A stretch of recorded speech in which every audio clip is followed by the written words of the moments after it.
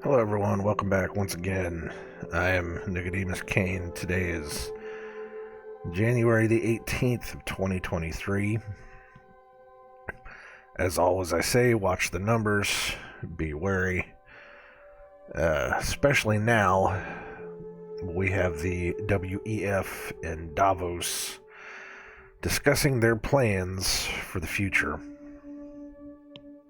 You cannot trust evil men in high power. So watch, pray, use discernment in all things. And as the Bible says, keep your eyes towards the sky. Look up, look for the sign of what is coming.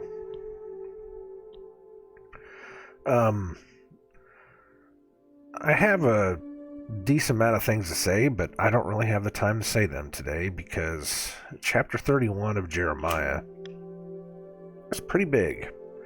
It's pretty long, so I can't really talk about the things I wanted to talk about because I just don't have that much time.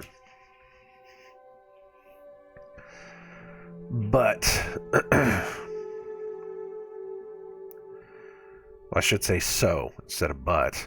So, with that being said, I would rather just jump right into this, and maybe as we go, I can talk about some of the things that were on my mind. Not that I don't think they were that important. They are kinda, but we can discuss it as we go. But I think more than anything, we need to do Jeremiah 31 and find out what the Word has for us today. I am in a somber mood. You can tell it is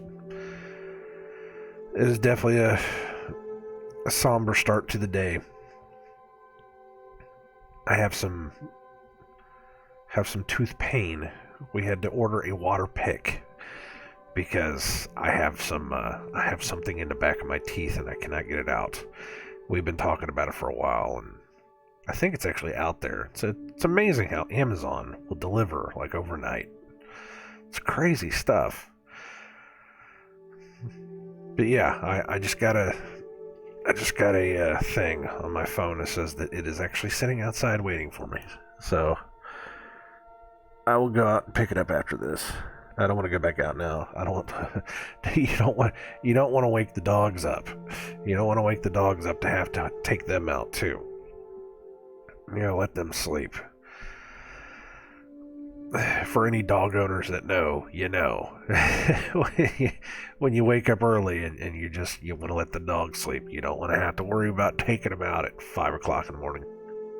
6 o'clock in the morning now, but still.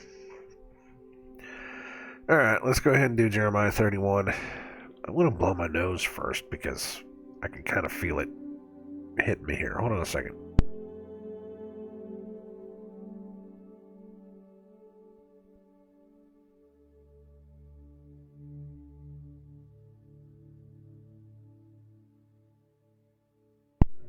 It's a lot better, actually. Alright, Jeremiah 31. At the same time, saith the Lord, will I be the God of all the families of Israel, and they shall be my people. Thus saith the Lord, the people which were left of the sword found grace in the wilderness, even Israel, when I went to cause him to rest.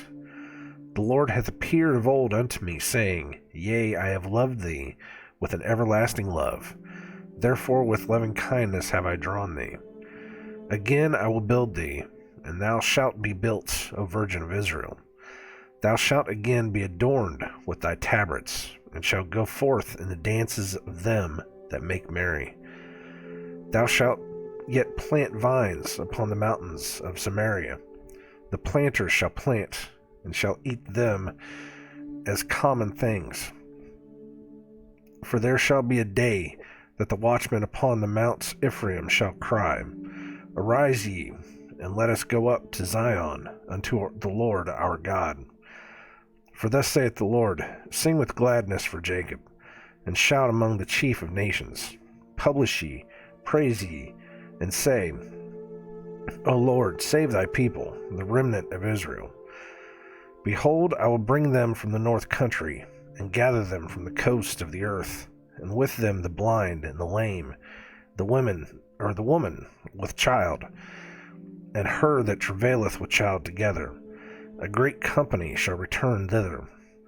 They shall come with weeping, and with supplications will I lead them. I will cause them to walk by the waters, by the rivers of waters, in a straight way, wherein they shall not stumble. For I am a father to Israel, and Ephraim is my firstborn.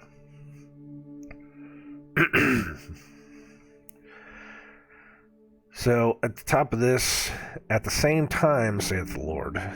So this is at the same time as what was happening before,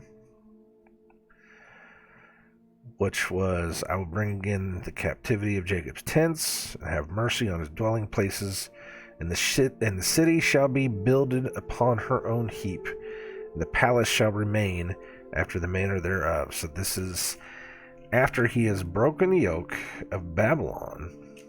Now we were saying, could this be after he decided that the 70 years of captivity in Babylon were up, or could this very well be after he has taken away Babylon completely at the end? Because it was 30 verse 7, for that day is great, so that none is like it. It is even the time of Jacob's trouble, and he shall be saved from it. So that was the question that we had to ask. Is this referring to future things, or is this simply just referring to the 70 years after they were taken captive in Babylon? Well, again, that's something that you're going to have to figure out for yourself. I am of the opinion, especially yesterday, I was listening to some more of Rob Skiba, and he was talking about end times prophecy, which he does, and he kept referring back to Jeremiah 30, 31, and 32. And I kept getting this like confirmation of what we've been reading, of what I've been thinking about as we've been reading through these. So I am of the opinion that we're talking about things that are going to happen. This is end times prophecy stuff. Some other people may disagree, and again, we have to use discernment in all things to figure this stuff out. For me and mine, this I think is going to the end times prophecy. But we'll see. I mean, maybe I'm wrong. Maybe there's something else. We haven't even finished the chapter yet, so who knows? So let's keep reading this. Let's read this again, I should say, and try to figure it out. So at the same time, again, that he's building the city back up, he's bringing Jacob back in. At the same time, saith the Lord, will I be the God of all the families of Israel, and they shall be my people. Thus saith the Lord, the people which were left of the sword found grace in the wilderness, even Israel, when I went to cause him to rest. They were the ones that were left from the sword. Remember, it said that if you run away, if you try to fight this, if you try to go to others, if you try to scatter yourselves to what is coming, if you do not just simply get taken into captivity like I told you, you will fall from the sword. These are the people which were left of the sword. They found their grace in the wilderness. Because they had their, what do you want to call it, tribulation? They did their penance in the wilderness. So even Israel, when I went to cause him to rest, the Lord hath appeared of old unto me, saying, Yea, I have loved thee with an everlasting love. Therefore with loving kindness I have drawn thee.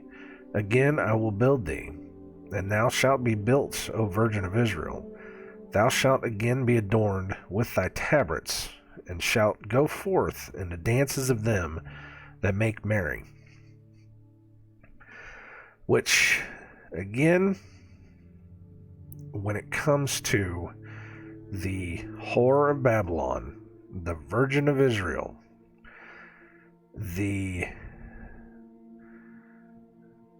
daughter of Israel that has turned into the whore, that is cleaned, that has her sins washed away, that is made pure, that her husband has died because she was unclean. Her husband has died so that she could be made clean again, so that she could be remarried again. That happens because Christ dies. There's a lot of people that miss that completely. Some people have said it, and I heard it the first time I heard it. I thought, wow, that's exactly what I was reading as well. It makes sense. That's the law. He fulfilled the law. He was part of that law. The law says that any woman that is caught being an adulteress cannot be remarried and cannot be made pure until her former husband passes away, so that she can be remarried again.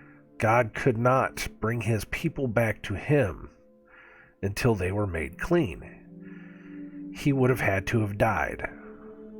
How does that work?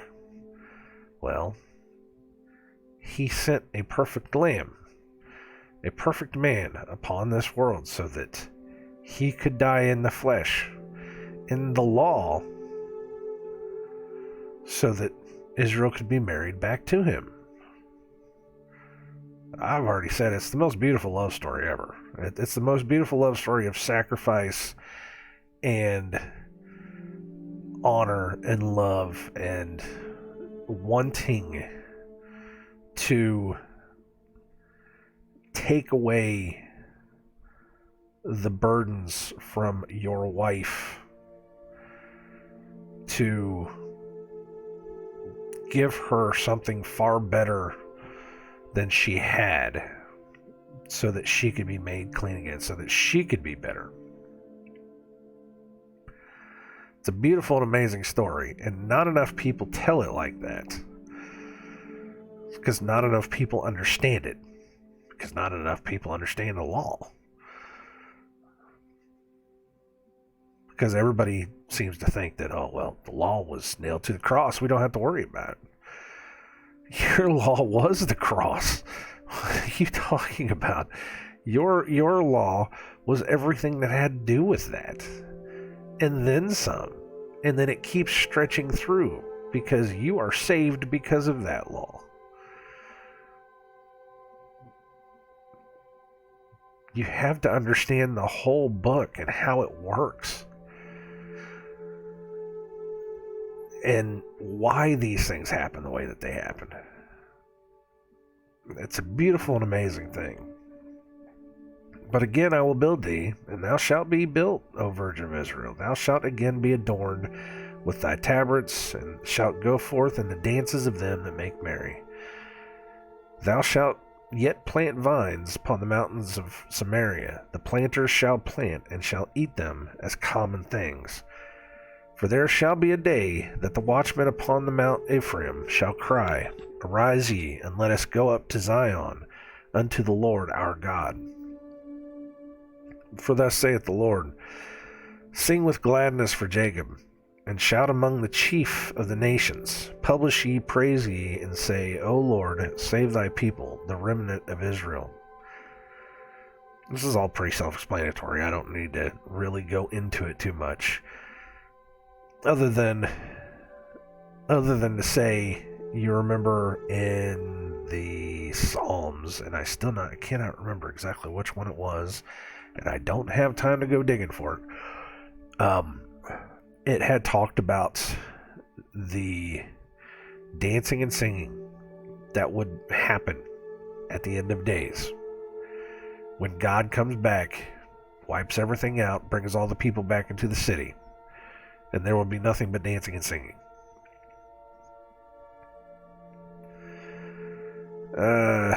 O Lord, save thy people, the remnant of Israel. Verse 8, Behold, I will bring them from the north country, and gather them from the coasts of the earth, and with them the blind and the lame, the woman with child, and her that travaileth with child together.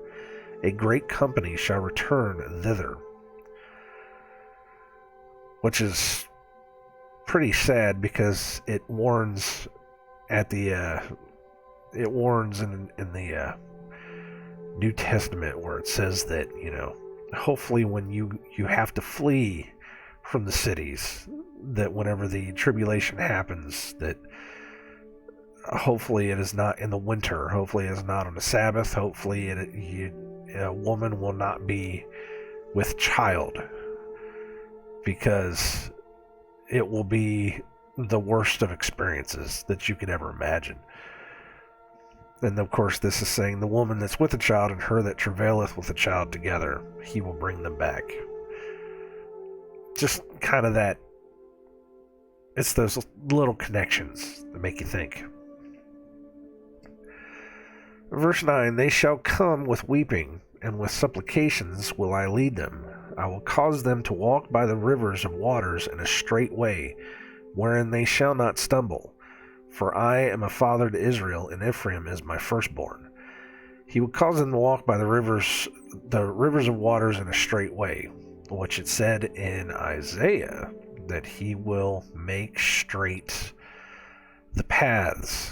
I don't remember if it says that he'll make straight the rivers, but he said he'll make straight the paths. He will make straight and dry walkways. He did say that. He said through the seas and over the seas, he will make straight walkways that you can just walk straight to where you're going.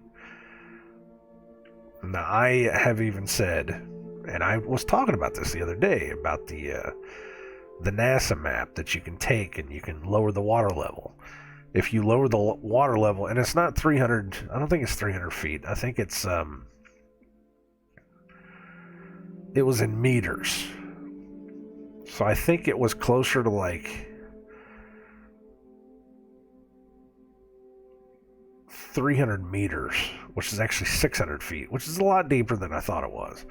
See, I could be wrong. I don't really remember the numbers too much. But just lowering it that much, and you start to see huge land bridges that cover the entirety of all land. Now again, where the actual Jerusalem is, I can't tell you. I don't know for sure, because I've heard it like 4 or 5 different ways, and I am of the opinion that it's probably not where we're told. I am of an opinion that it's probably not in Moscow. I've heard people say that before.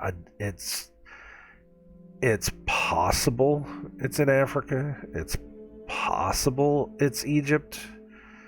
Yeah, I've heard it's Egypt too. I've heard some people have said Jerusalem is in Egypt.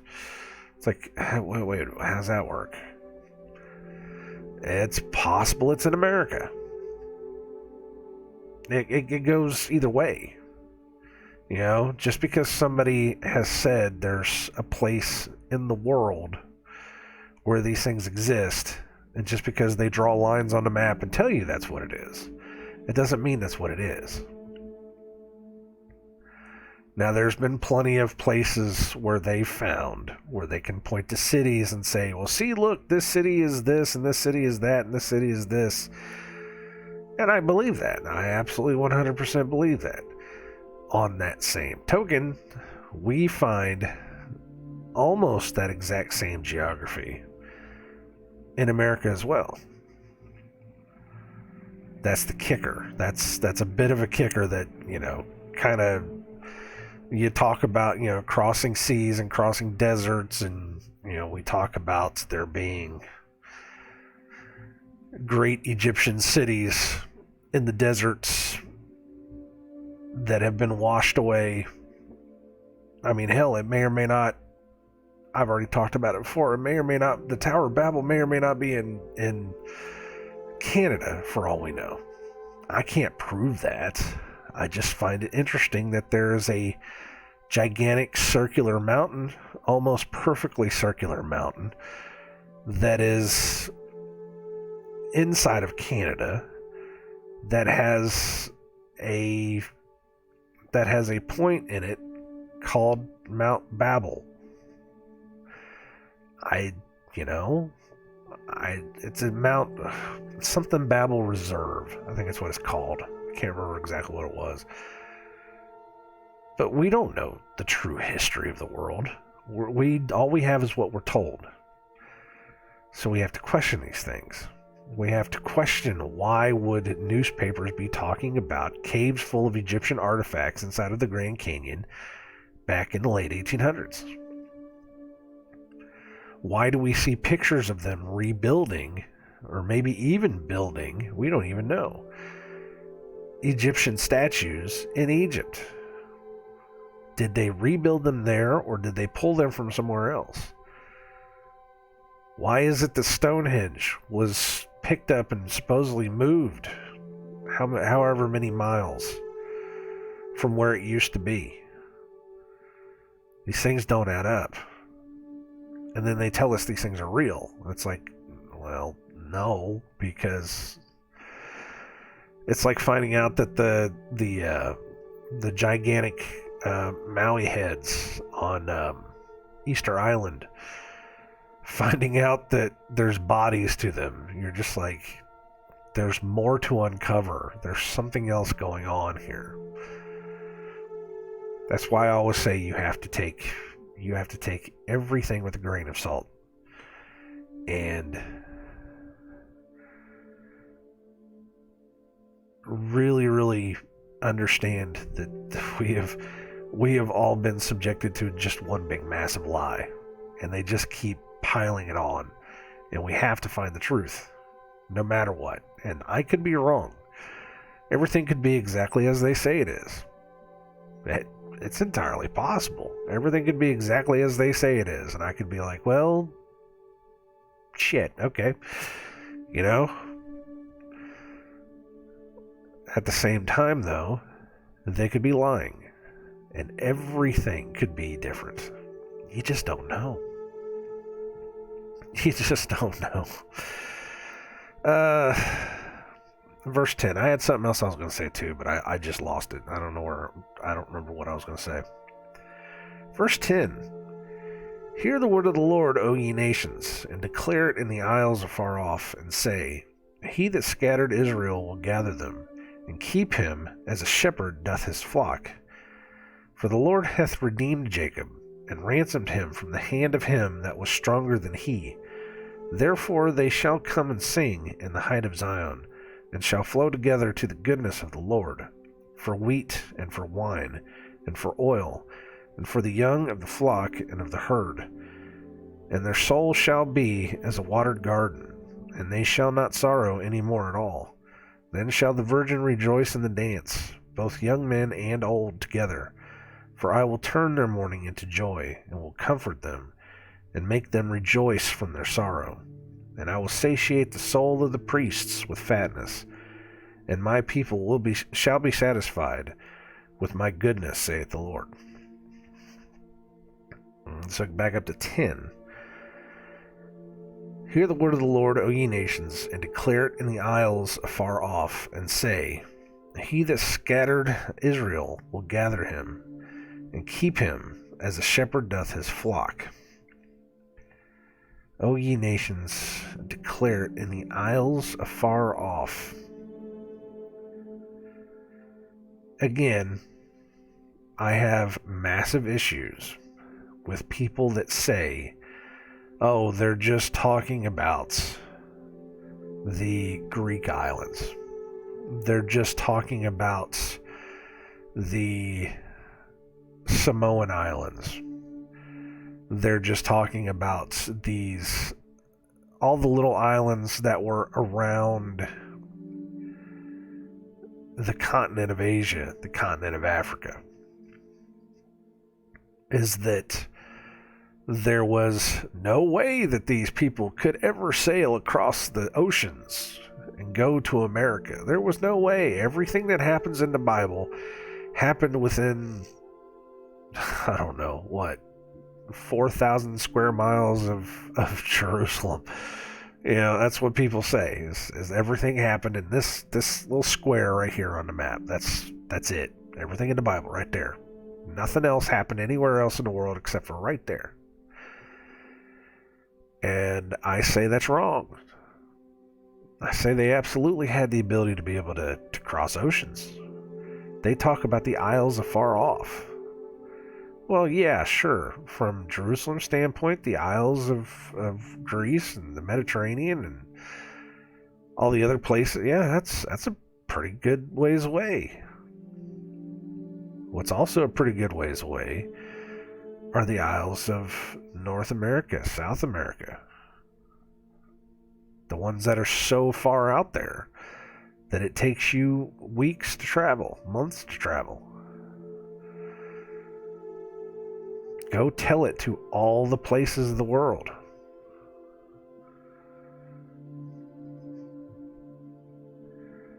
They had the ability.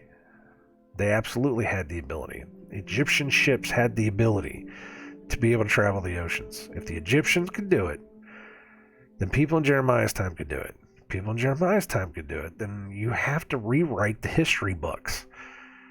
You have to rewrite everything and understand there was something bigger going on. So again, it's one of those things I've argued with people. I've argued with this with people before, and they've said, oh, we have proof that people were living here and people couldn't do this and they could go there and do that. It's like, did you prove it for yourself? All you have is beliefs. To be fair, all we have is beliefs. Unless you are somebody that's going out and seeing it for yourself, that's documenting it for yourself. All you have is beliefs because you read it in a book and you believe it to be true. That was something I was wanting to talk about last week, is that all we have is beliefs. You believe that these things happen. You believe in the history that you're given. Everything that happened before you were born is just a belief. Just because your mama told you something happened doesn't mean that it happened that way. Hell, I've found that more and more and more as I've been going through my mom's stuff. All the stories she ever told me, you find one of them that's not true and you start thinking, well, wait a minute. She told me this was supposed to be this way. That's just another lie. It may be a half truth. She may not have known the whole truth, but I've since my mother has passed away, and since I've been going through her stuff, I've been finding lies, and it bothers me. It doesn't bother me so much because my mother was an exaggerator, but there were times where she got caught in lies. That's just the way she was. But there are other things, that it's just like, you said you were here at this point. You said you did this at this point. You said that this thing was a thing at this point. And now I'm finding out that's not true. What's going on here? Why do you have to lie to me like that? But it's okay, I mean, I'm getting over it. I'm over it. It's not the biggest thing in the world, but it's just the fact that, again, everything you were told, until you can go out and prove it for yourself, is just a belief. Everything you have is beliefs. That's why whenever you find out the truth, the real truth, and you really understand, oh wait, they were wrong about this. That's why your beliefs break. That's why your cognitive dissonance kicks in. It's because you can't have your beliefs of the world be shattered. There are things you can prove. 1 + 1 is 2. That's just the way it is. I've already gone through this, though, is that, is that we all agreed somewhere along the line that the word for there being two of something is the number 2. That could have very well have been the word 3. At somewhere along the line, somebody could have said this is 3. It doesn't change the fact of what it is. It changes the words. That's what I think this whole 2 + 2 is 5 thing is. I don't think it's fundamentally saying you're adding an extra object onto it. It's the changing of words. We've seen them try to change the words constantly for the past, 30, 40 years in order to soften the language, in order to confuse the language. I mean, it's Orwell. It's 1984. That's all it is. It's newspeak. So I think that's part of it. Yes, I get it that, this is also it's also meant to be there to think that, what isn't true and all this other kind of stuff. But I also think that there's a lower level aspect to it, that they're trying to put you on the back foot. They're trying to get your cognitive dissonance to kick in so that they could rewrite what you know. Because you have to remember, everything you have heard is a belief. Even the English language is a belief. Just because somebody says that a word is the way it is, you believe it to be that way.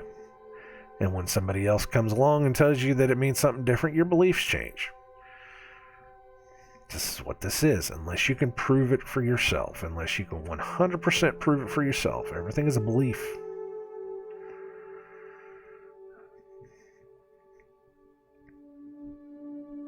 With that in mind, you can tear down everything that they've told you, and you can start over fresh. And you can see that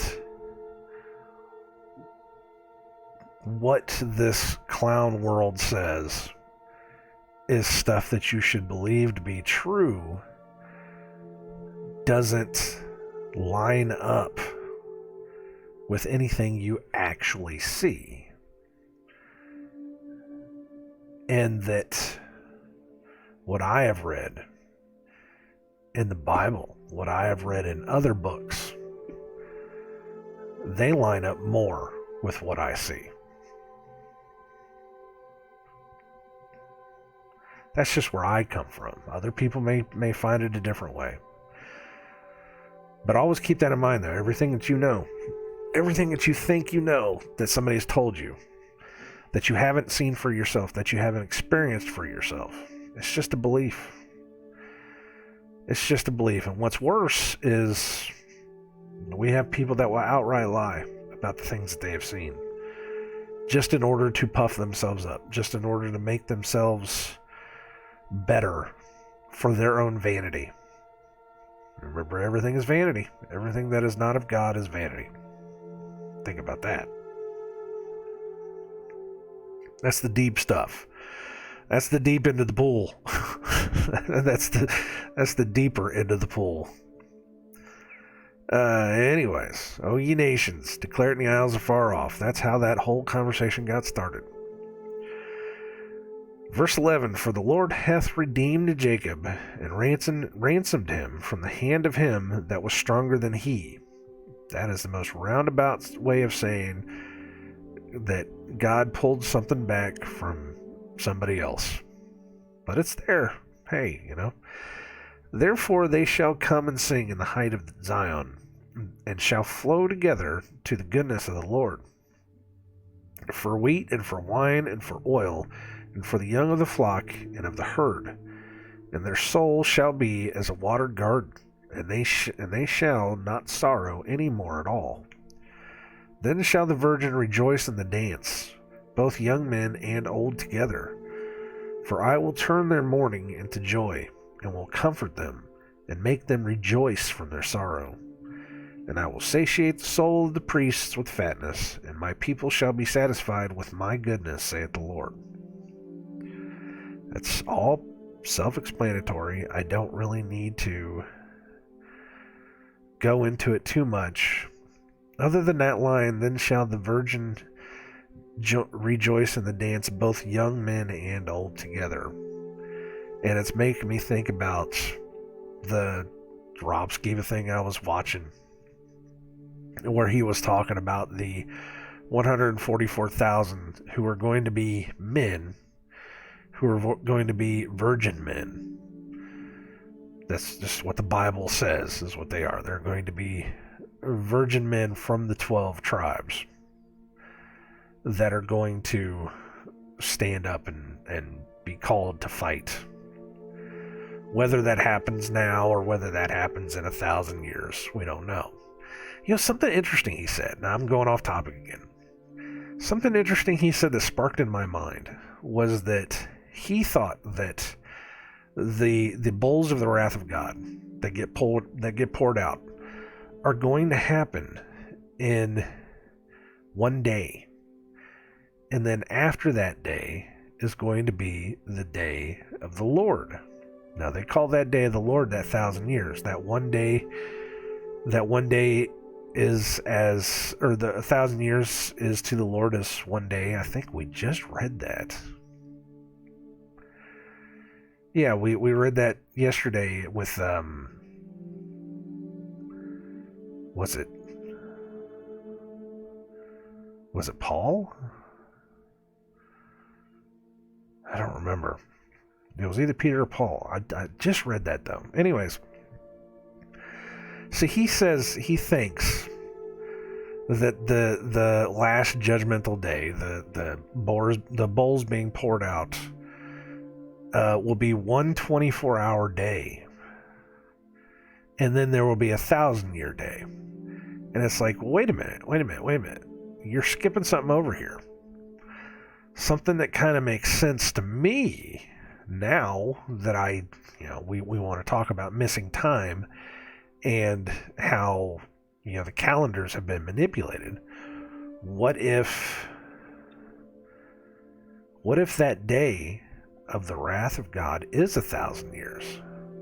That's terrible. That's terrible to think about. People don't want to. This is supposedly like the worst of the worst. Well, 1,000 years is to God as one day. What if that's what it is, though? What if it's that bad of a thing? I mean, that's 1,000 years of suffering. I don't want to say that's what it is, but it was just a concept, just a concept that came into my head.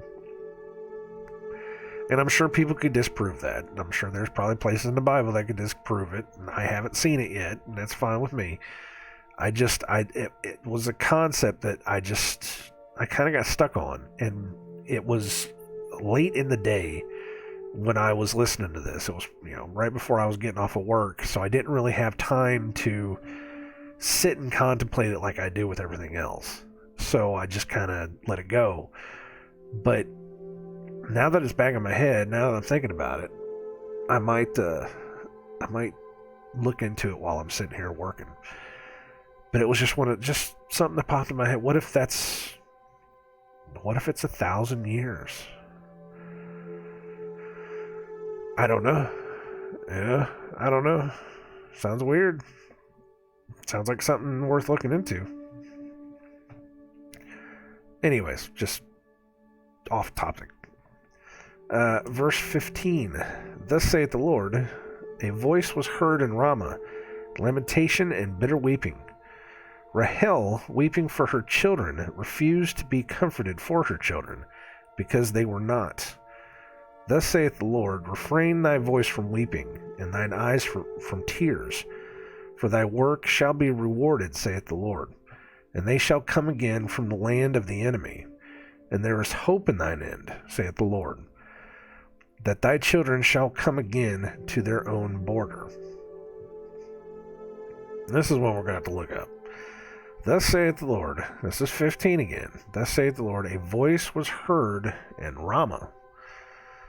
Now, Ramah is a god, by the way. Where are we at? 15? A voice was heard in Ramah. It just means hill, the name of 4 places in Palestine.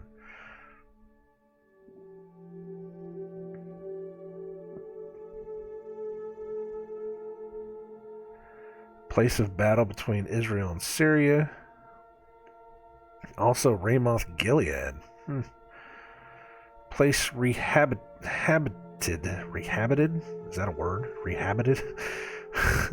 A place rehabited by the Benjamites after the return from captivity.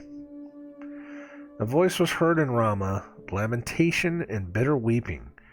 Rahel, who was a wife of Jacob. Okay, that makes sense. Daughter of Laban, wife of Jacob, and mother of Joseph and Benjamin. Rachel. Oh, it's Rachel. Okay, jeez. Rachel, weeping for her children, refused to be comforted for her children because they were not. That makes sense. Thus saith the Lord, refrain thy voice from weeping, and thine eyes from tears, for thy work shall be rewarded, saith the Lord, and they shall come again from the land of the enemy. And there is hope in thine end, saith the Lord, that thy children shall come again to their own border. You have to remember that, what was it? 11 of the 12 tribes were scattered, taken. They weren't completely done away with, because God always says there will be a remnant of all of them. It's just that there were so few of each tribe that you couldn't really call them tribes anymore. They were all scattered. The only one that was left over really was like Jacob, and then whatever was mingled of Israel. So Rachel, being the mother of, what did it say, Joseph and Benjamin? Mother of Joseph and Benjamin. For him to tell her that, don't weep, they will come back. They will come back from the places where they were. Again, that makes sense, because he's going to draw everybody back, all the remnant from all the 4 corners. Where 18. Verse 18. I have surely heard Ephraim bemoaning himself thus. Thou hast chastised me, and I was chastised as a bullock unaccustomed to the yoke. Turn thou me, and I shall be turned, for thou art the Lord my God. Surely after that I was turned. I repented, and after that I was instructed. I smote upon my thigh. I was ashamed, yea, even confounded, because I did bear the reproach of my youth. Is Ephraim my dear son? Is he a pleasant child? For since I spake against him, I do earnestly remember him still. Therefore my bowels are troubled for him. I will surely have mercy upon him, saith the Lord.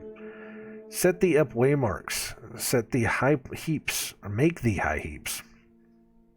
Set thee up waymarks, make thee high heaps. Set thine hearts toward the highway, even the way which thou wentest. Turn again, O Virgin of Israel, turn again to these thy cities. So back up to 18. There's a lot of moderately self-explanatory stuff here, but I'm still going to read them again.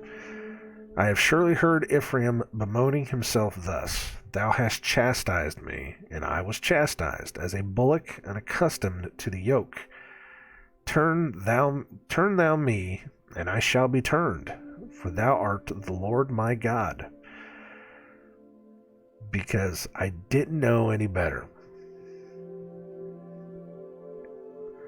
I was chastised as a bullock and accustomed to the yoke.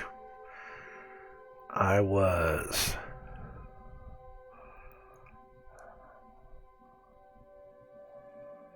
punished like a dog doing something stupid in the house. Is that you just didn't know that you were being, I don't want to say trained,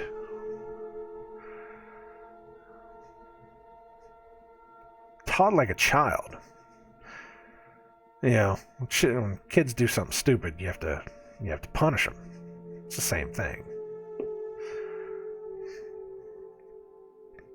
Surely after that I was turned, I repented, and after that I was instructed. I smote upon my thigh. I was ashamed, yea, even confounded, because I did bear the reproach of my youth. And that sounds like me sometimes. I constantly bear the reproach of my youth. Ugh, I was a terrible person. I can only ask for forgiveness for everything. Is Ephraim my dear son? Is he a pleasant child? For since I spake against him, I do earnestly remember him still. Therefore my bowels are troubled for him. I will surely have mercy upon him, saith the Lord. Set thee up waymarks, make thee high heaps.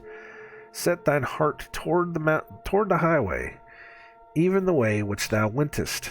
Turn again, O Virgin of Israel, turn again to these thy cities. So verse 22, how long wilt thou go about, O thou backsliding daughter? For the Lord hath created a new thing in the earth. A woman shall compass a man. Thus saith the Lord of hosts, the God of Israel, as yet they shall use this speech in the land of Judah and in the cities thereof, when I shall bring again their captivity. The Lord bless thee, O habitation of justice and mountain of holiness. And there shall dwell in Judah itself, and in all the cities thereof together, husbandmen, and they that go forth with flocks. For I have satiated the weary soul, and I have replenished every sorrowful soul. Upon this I awaked, and beheld, and my sleep was sweet unto me. We'll go back to 22. How long wilt thou go about, O thou backsliding daughter? For the Lord hath created a new thing in the earth. A woman shall compass a man. Now that I need to find out.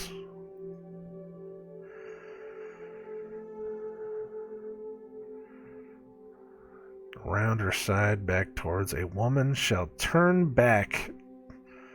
Shall turn oneself, to turn around, to be turned over.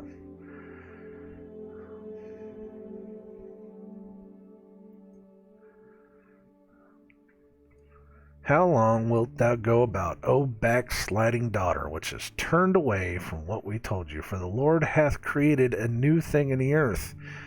When is he creating a new thing in the earth? At the very end. He said himself, there is nothing new under the sun until God creates something new. There will be something new created at the very end. A woman shall compass a man. A woman shall turn back to the man.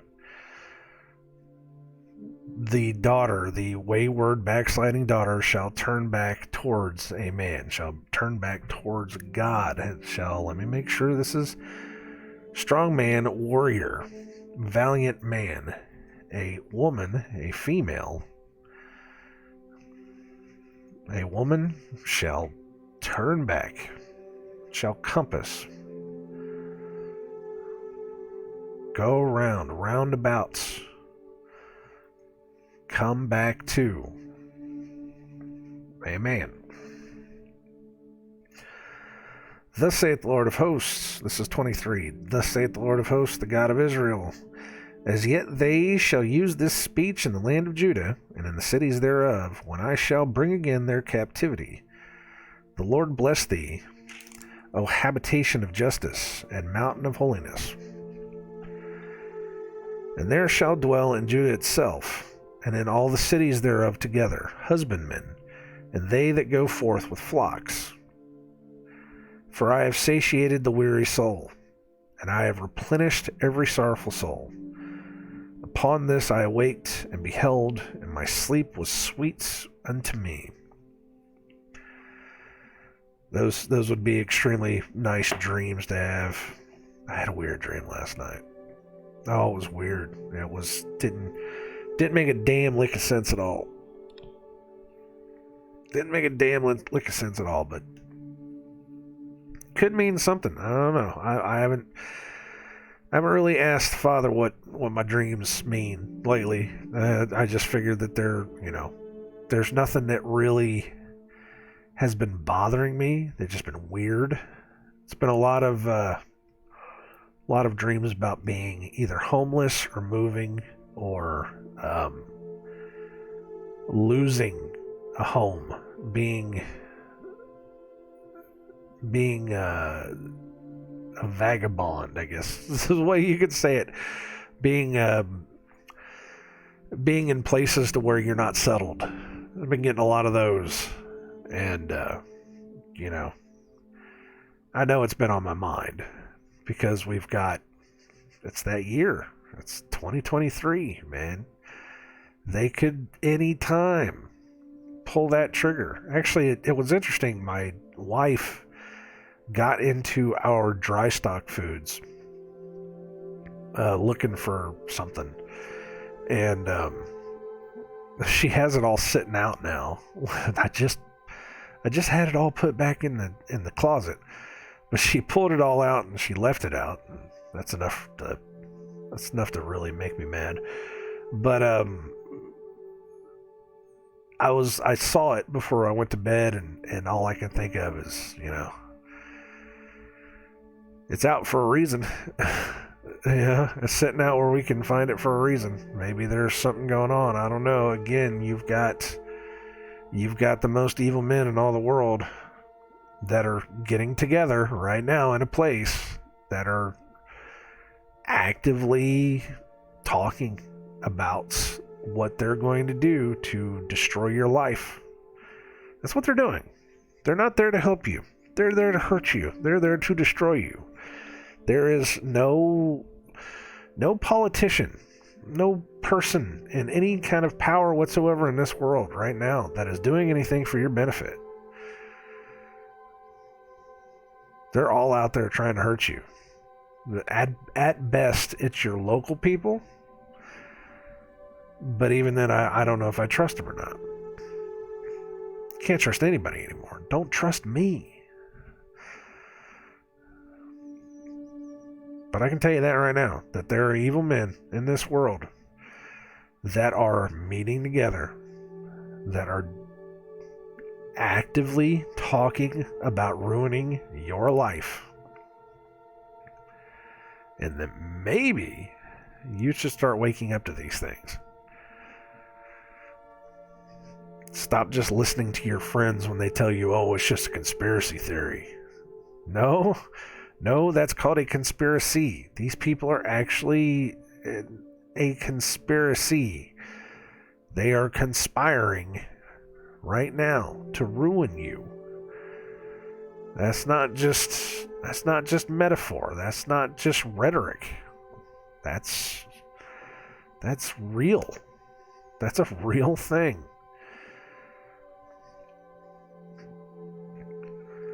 Verse 27. Behold, the days come, saith the Lord, that I will sow the house of Israel and the house of Judah with the seed of man and with the seed of beast. And it shall come to pass that like as I have watched over them to pluck up and to break down and to throw down and to destroy and to afflict, so will I watch over them to build and to plant, saith the Lord. In those days they shall say no more, the fathers have eaten a sour grape, and the children's teeth are set on edge. But every one shall die for his own iniquity. Every man that eateth the sour grape, his teeth shall be set on edge. Back up to 27. They're giving it to us in like 4-verse little bites here, aren't they? Back up to 27. Behold, the days come, saith the Lord, that I will sow the house of Israel and the house of Judah with the seed of man and with the seed of beast, that I will bring them all together.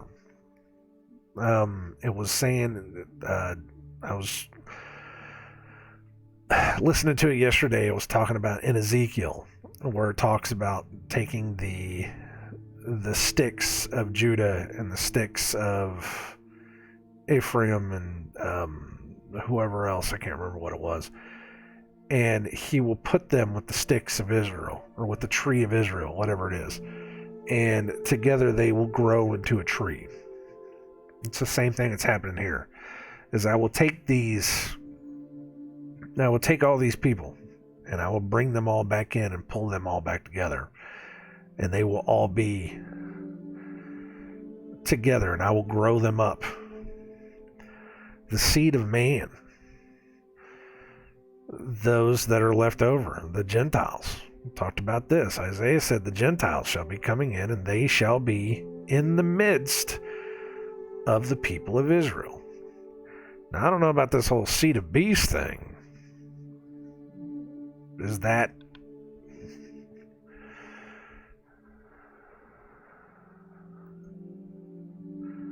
cattle, livestock, wild beasts?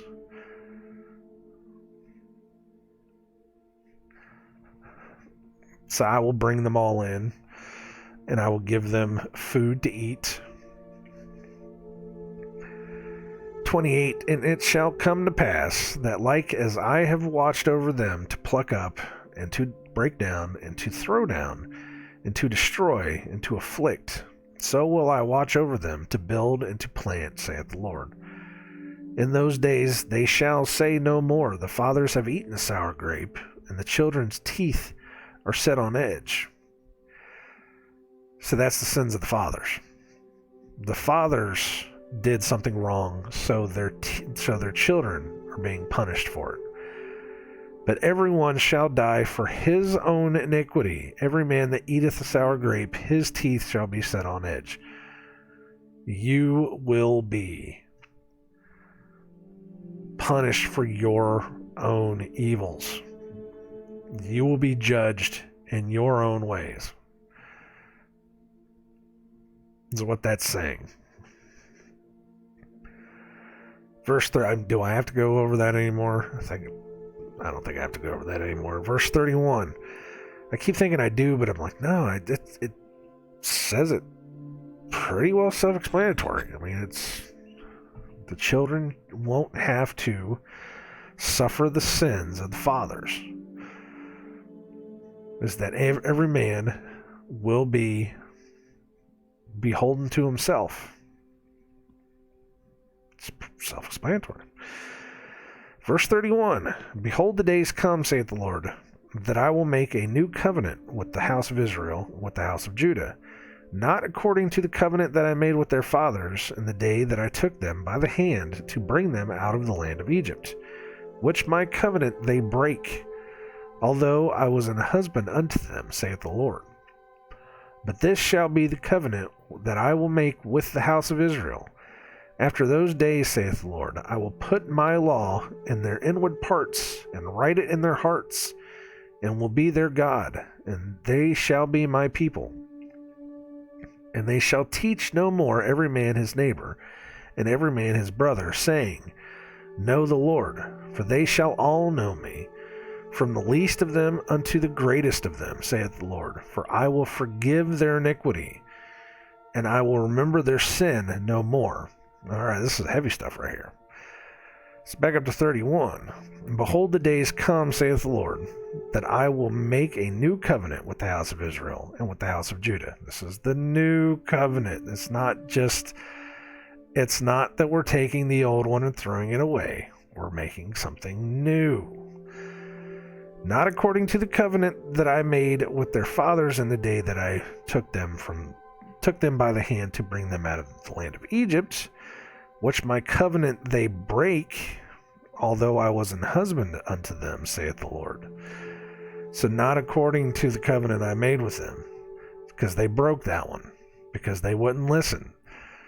So we'll make a new one. It's going to be the same rules. It's just going to be a different covenant. Somebody said it today on Twitter, and I wish I would have written it down. It was, they were using Old Testament to prove that when the new covenant comes in, it doesn't get rid of the law.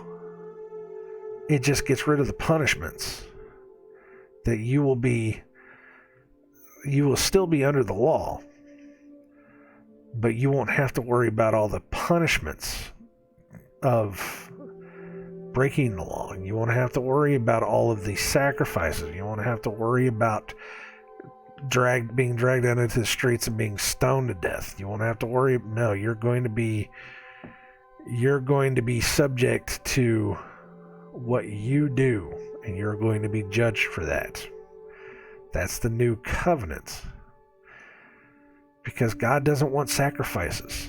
God never wanted sacrifices. He never wanted people to be dragged out into the streets and stoned to death. There's other people out there that I've been hearing that have been saying that, there's a difference between the laws of God and the laws of Moses. That Moses wrote all that stuff down. And I'm like, well, no, wait a minute. God told him to write that stuff down, but that was an old covenant. Because they needed laws. You have to remember that these people were pulled out of Egypt as slaves. You're going to give the Israelites all this freedom after being slaves for 200 whatever it was years. I'm not going to say 400 because it wasn't 400 years. 200 whatever it was years. They never knew a rule other than to be a slave to a master. And then suddenly you give them freedom and you let them run wild. And they're going to start doing some crazy stuff. So the first thing he did was he made a law. He said, this is the law for you. Just do this, follow this.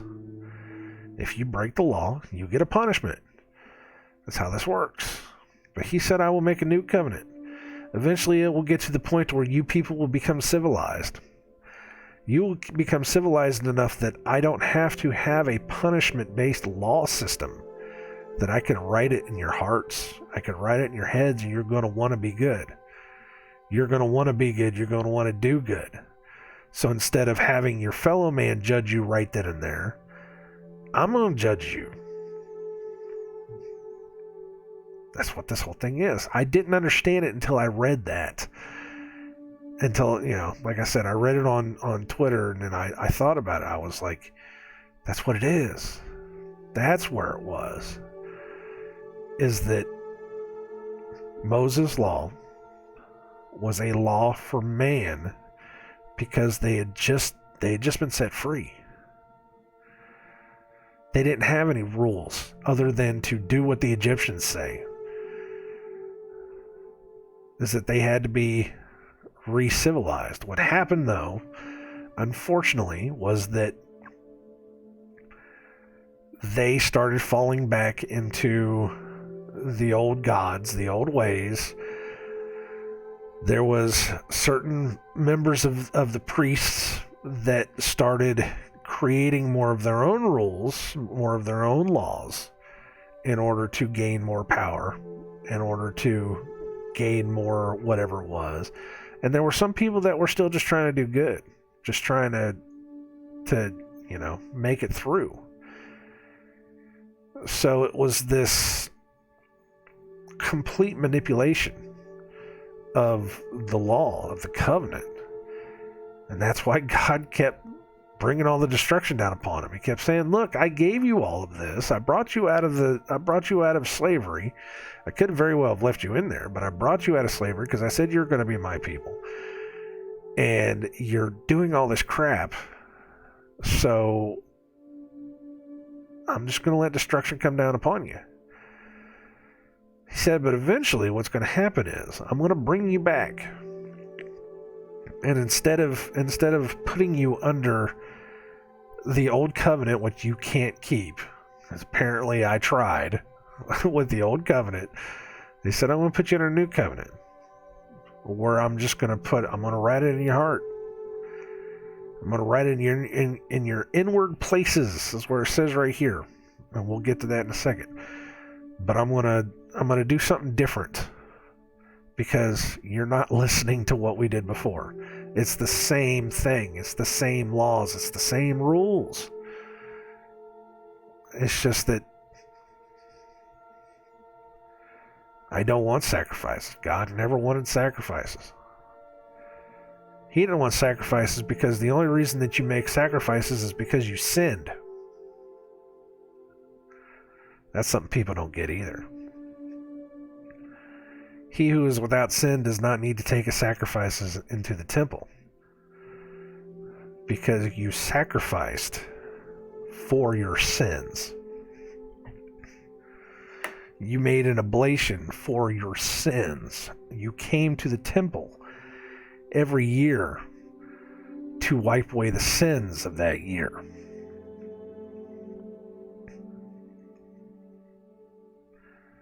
It makes you really think about why the Pharisees were asking Christ and his disciples, why are you out picking corn on the Sabbath?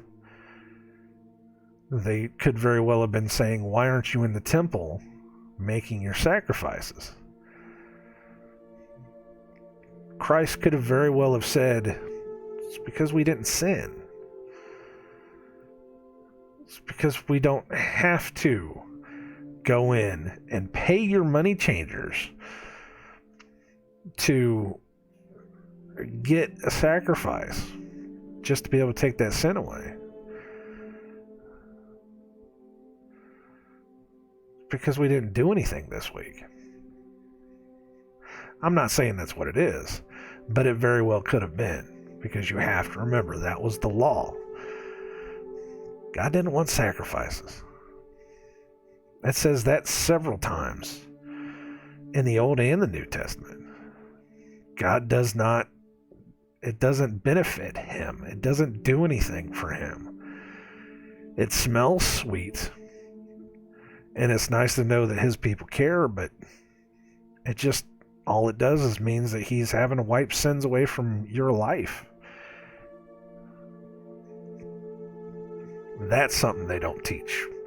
That's something I've never heard until I started this journey. That's something I found out for myself, and then I had it proved by somebody else, and I was like, that's what it is. If you don't sin, you don't need a sacrifice.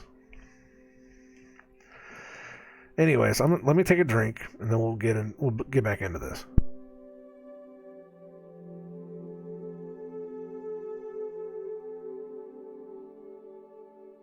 Because my throat is getting rough. So 32 again, which my covenant they break, although I was an husband unto them, saith the Lord. But this shall be the covenant that I will make with the house of Israel. After those days, saith the Lord, I will put my law in their inward hearts, or their inward parts, and write it in their hearts, and will be their God, and they shall be my people. After those days, that they will come back. Has that happened now? No. I can say that right now, no. Well, maybe, I don't know. See, I've gone through this several times, thought about this several times. He writes it, he makes it to where you want to follow the law. He makes it to where you want to follow his ways. I have seen enough people that have said, I have the law of God in my heart. I have the law. I follow, I follow the commandments. I do as good as I can, and all this other kind of stuff. But then there's always that, but the temptations are always there. I falter. I fall. I have my bad days. I am speaking for myself as well. I have my bad days. I falter, I fall. I have to wake up the next day, and I have to beg for forgiveness yet again. Father, please forgive me. And I look at that and I think, well, we're not completely changed. When you're saved, yes, you want to do better. You want to change. You get convicted every time you do something stupid, every time something pops up. Something inside of your heart says, no, I shouldn't be doing this. No, this is bad. I feel guilty about this now. I shouldn't be looking at this. You want to fight evil, turn it out, put it in its place, get rid of it. You want to do all these things. So I have read this stuff before where it says, after those days, when the people come back in and they are saved, he will put it in their hearts. But at the same time, there was something similar to that said after Christ died, is that in those days, God will write it in their hearts. So which one is it? Again, where are we at on the timeline? Because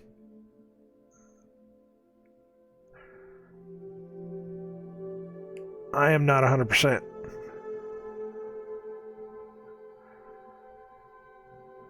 And God says he's written it in my heart, so I am following his laws that are supposedly written on my heart as much as I can. Am I following my heart? And that's where the problem lies, because men's hearts are deceitful above all things. So every day it's this battle, trying to figure out what's what. And a lot of people, again, which I have heard personally, say, well, it's not to be worried about because you're washed clean in the blood of Christ, and that you're saved as long as you have that grace. But if you're washed clean, you should be following the law because it's written on your hearts. So is it one way or the other? These are things we have to talk about. These are things that we have to figure out because there's a disconnect going on there. I will put my law in their inward parts and write it in their hearts, and will be their God, and they shall be my people. And they shall teach no more every man his neighbor, and every man his brother, saying, Know the Lord, for they shall all know me, from the least of them unto the greatest of them, saith the Lord. For I will forgive their iniquity, and I will remember their sin no more. He will forgive the things that came before, and he will remember the sin no more, because he won't have to worry about the sin no more. So it sounds to me like, no, we're not there yet.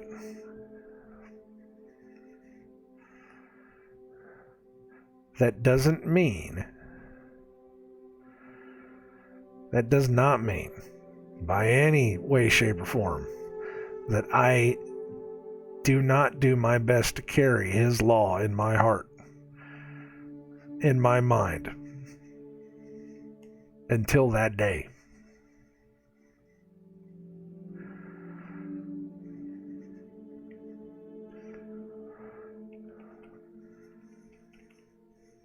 Makes you think. It makes you think. Verse 35. Thus saith the Lord, which giveth the sun for a light by day, and the ordinances of the moon and the stars for a light by night, which divideth the sea when the waves thereof roar. The Lord of hosts is his name. If these ordinances depart from before me, saith the Lord, then the seed of Israel also shall cease from being a nation before me forever. Thus saith the Lord, if heaven above can be measured, and the foundations of the earth searched out beneath, I will also cast off all the seed of Israel for all that they have done, saith the Lord. Let's go back up to 35.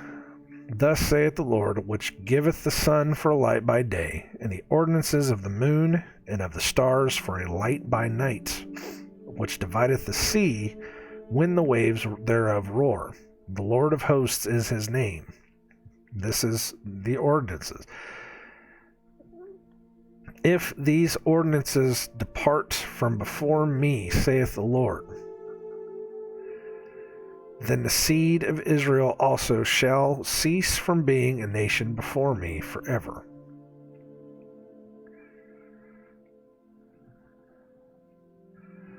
If these ordinances, I want to look this up.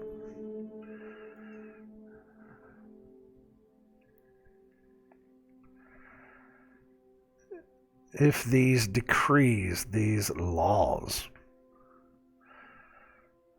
these commandments, is that what I just saw? Commandments. If these commandments depart before me, which commandments? The commandments that he writes in your hearts.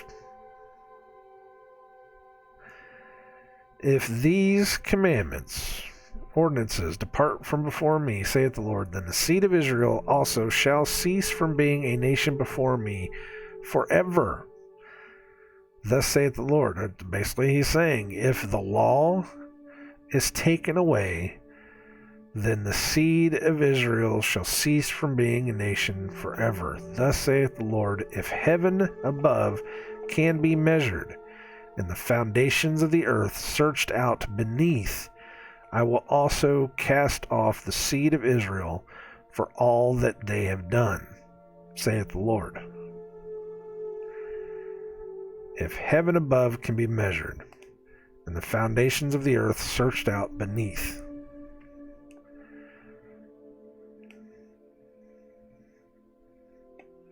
I will also cast off all the seed of Israel for all that they have done.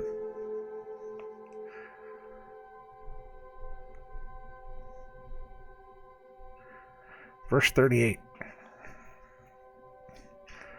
It's just more stuff to think about. Verse 38, behold, the days come, saith the Lord, that the city shall be built to the Lord from the tower of Hananeel unto the gate of the corner, and the measuring line shall yet go forth over against it upon the hill Gareb, and shall compass about to Goeth, and the whole valley of the dead bodies, and of the ashes, and all the fields unto the brook of Kidron, unto the corner of the horse gate toward the east, shall be holy unto the Lord. It shall not be plucked up, nor thrown down any more forever. So 38 again. Behold, the days come, saith the Lord, that the city shall be built to the Lord from the tower of Hananeel unto the gate of the corner. The tower of Hananeel. Let's go ahead and look up all these names. Hananeel. Tower of Hananeel. God has favored is the name of a tower in Jerusalem. It's probably an Israelite. And the measuring line shall yet go forth over against it unto the hill Gareb. Unto the hill Gareb means scabby. He's one of the heroes of David's army. It's a hill near Jerusalem, apparently southwest. Interesting thing about David, somebody had said, somebody just put it out there that even David killed Goliath, and I said, well, your Bible goes out of its way to tell you that Moses killing Og was something more important. And this guy thought I was taking away from the name of David. And I wasn't taking away from the name of David. I was saying that the Bible references Og more than Goliath. So maybe there's something more there that we're supposed to be looking at. I have already said before that the defeat of Og was a pretty literal big thing. Goliath was at best, 15, 16 feet? Og, depending on who you read, is anywhere from 30 to a mile. So, it's actually, what was the one we said? It was like 2.5 miles. It's like, God, that's huge. But that's what we're talking about here. That's how big of a guy this was. That's how important of a story it was, is that all the way through the whole book, I think Og is mentioned 10, 12, I don't know how many times. Goliath only has 5 or 6. Maybe more now. I'm not going to say I know exactly how many it is. I just know that even Peter and Paul go out of their way. John goes out of his way to tell you about King Og. So there's something to it. King Og himself, even Jewish folk tales talk about King Og, about how he may have come over from before the flood. There's something to be remembered there. Goliath was just a big guy. Og was something different. Og was something special that we need to pay attention to. I'm not saying special as in, oh, he was a good guy. No. He was something we should pay attention to, because it was there. Anyways, where was I? And the measuring line shall go yet forth over against it upon the hill Gareb, and shall compass about to Goath.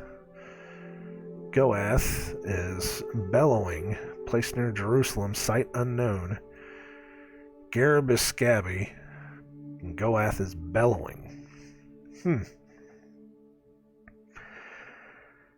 the whole valley of the dead bodies, which I don't know what that is, but I think that probably might have to do with the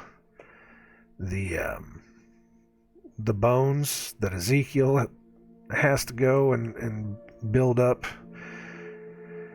and of the ashes, and all the fields unto the brook of Kidron, unto the corner of the horse gate toward the east, shall be holy unto the Lord.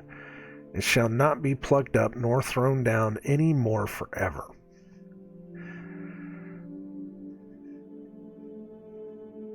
And it's interesting that they talk about in 39, and the measuring line shall yet go forth over against it unto the hill Gareb. The measuring line, of course, there was who was it? John, in the book of Revelations. I don't know if it was him that was talking about it or somebody else had said, go take up a measuring line and measure the temple. And then there was somebody else who had a dream, had a vision, who saw this person measuring the temple.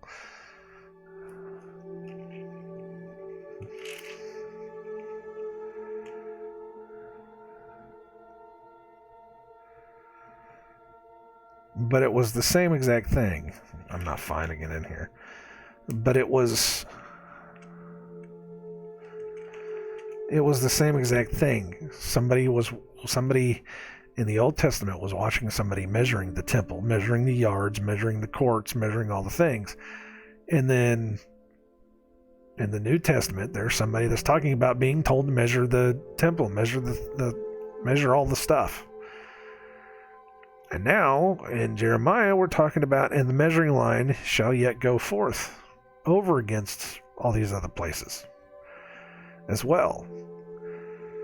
This is God saying over and over again, this place will be measured, that all these things shall be true. They shall come to pass. These things shall happen. So there's something to it. There's something to these things.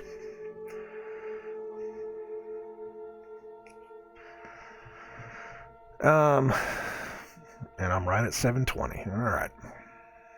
Well, that's good enough, I think. One thing I want to say, though, somebody had, it was actually in one of the Tartaria and Antiquities Twitters. They were talking about how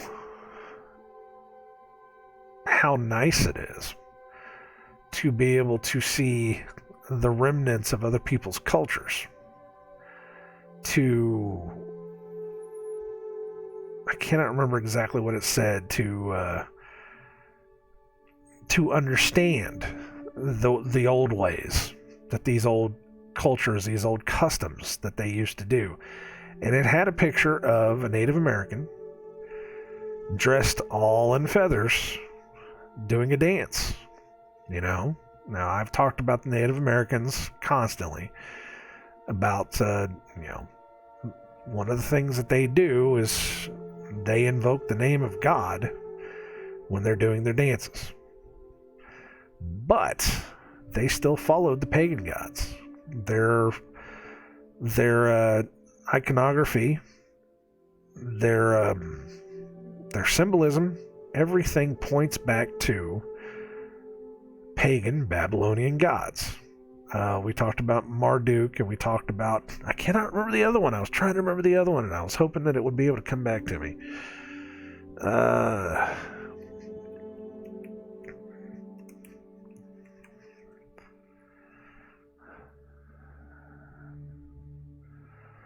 Well, Ishtar, Tiamat, Nergal. Is it Nergal? Nergal? Is that the,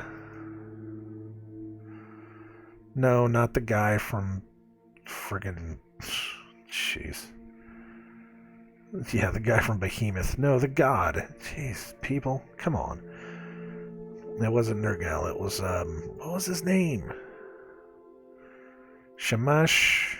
Nabu? Maybe Nabu? Let me see.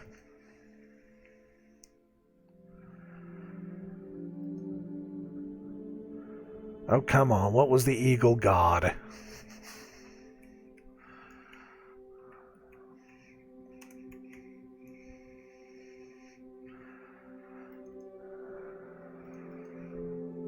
God. There we go. Anzu. Ninurta. That's not him either. Where's the one? Anyways. I've talked about it before. The three gods of Babylon. Actually, there were four, with Marduk being over top of them, but they're still dressing up like these ancient Babylonian gods. And we talked about the snake god, the plumed serpent. We talked about the eagle god. We talked about the other gods, the ones that came down with the wings and with the pine cones, with the things, and they're Babylonian, they're South American, they're Mesopotamian. They're all connected. So this guy was saying, it's nice to be able to see all these ancient cultures and to be able to know all their past and stuff. And I said, you know what? It was following the traditions of all of these pagan gods that got us into this trouble in the first place, which is exactly what happened, is that we started following the pagan rituals of the old gods. That includes North Americans, or that Native Americans. That includes Native Americans that you have been told since time immemorial, oh look, it's so nice. Look what we did to the Indians. It's so terrible, and that they, their customs should be followed for themselves, and go out and just watch an Indian war dance and look how nice it is. Look how beautiful they are and all this stuff. And sadly, no. And a lot of people are going to disagree with this because a lot of people are still in that frame of reference of, oh, but it's so beautiful and it's so amazing. These things that they used to do. No, they're still following after pagan gods.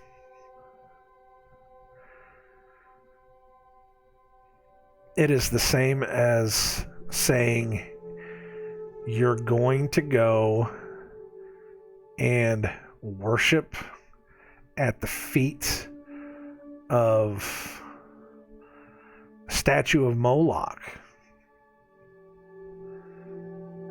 because it's a beautiful piece of art. No. These were the things we were supposed to tear down, to put out. So I'm sorry, no matter how beautiful it is, no matter what story you were told to convince you that those things are okay to do, they're not. They're pagan. But then again, the people you're trying to convince still think that Christmas is okay. They still think that you can enjoy the birth of your Lord and Savior by going against the Word of God and putting a tree up in your house and decorating it.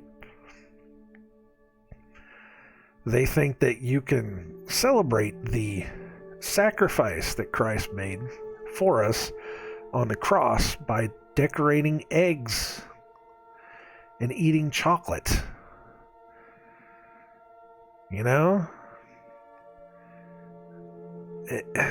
I'm not saying that we go out and we kill all Native Americans. I'm not saying we go out and we kill all the people that, are doing all these things. Would God say that? Well, probably. You got to put it out. Tell them the truth. But you can't. We don't get to have a pass. You don't get to say, oh, look how beautiful and amazing these Native American customs are. And I'm so glad that I get to know their customs. No, I don't want to know any of their customs. I already know most of their customs, and I know the gods that they bow down to. And it's not the Most High. They're following Babylonian gods. I don't care if the names are different. They're the same gods that the evil people of this world, those rulers that I told you about that are meeting right now, that are actively trying to kill you, it's the same ones they worship. So keep that in mind. I'm not going to tell you what to do.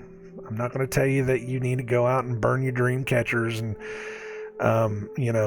burn your feathers and stop going to all these places where you get to watch these things and taking your kids to all these things. I'm not going to say that. Your Bible says that.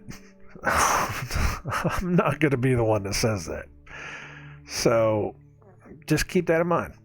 Just keep that in mind. That was something I saw this morning, and all I could think of is, nope, we got to put that stuff out too, and I'm just as guilty of it. We've been to places like that. I want to talk to these people.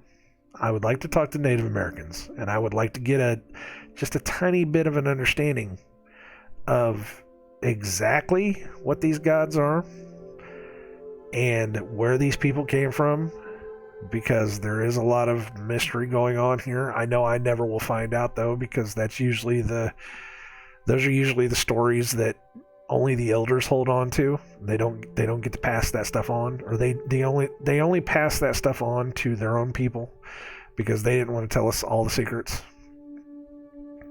But in the end, their secrets follow the pagan gods. So it is what it is. Take that as you will.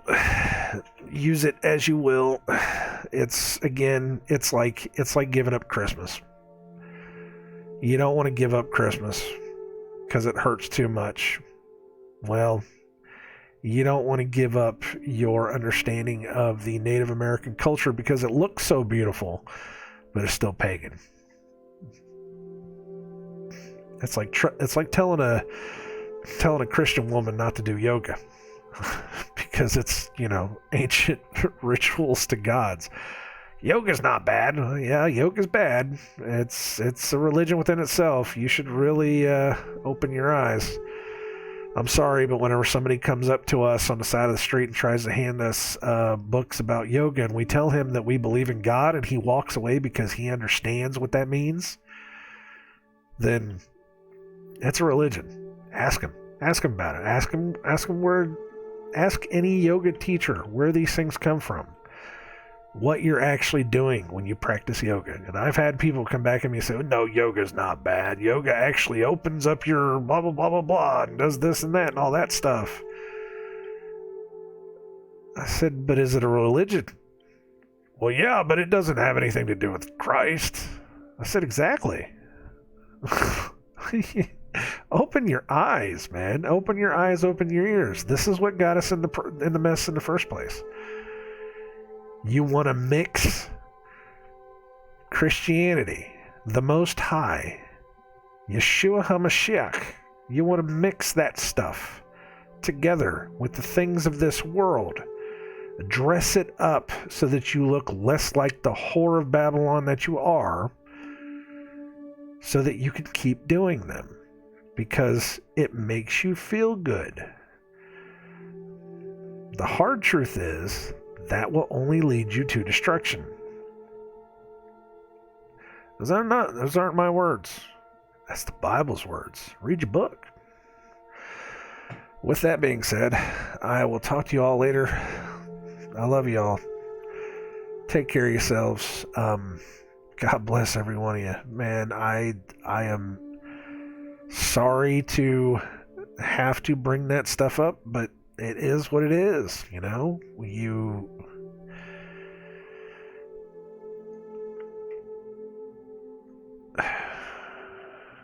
You can read about their religions and understand what it is that they do so that you can avoid it.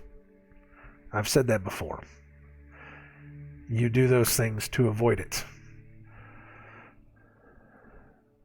You do not mix it. You do not bring their cultures into your culture.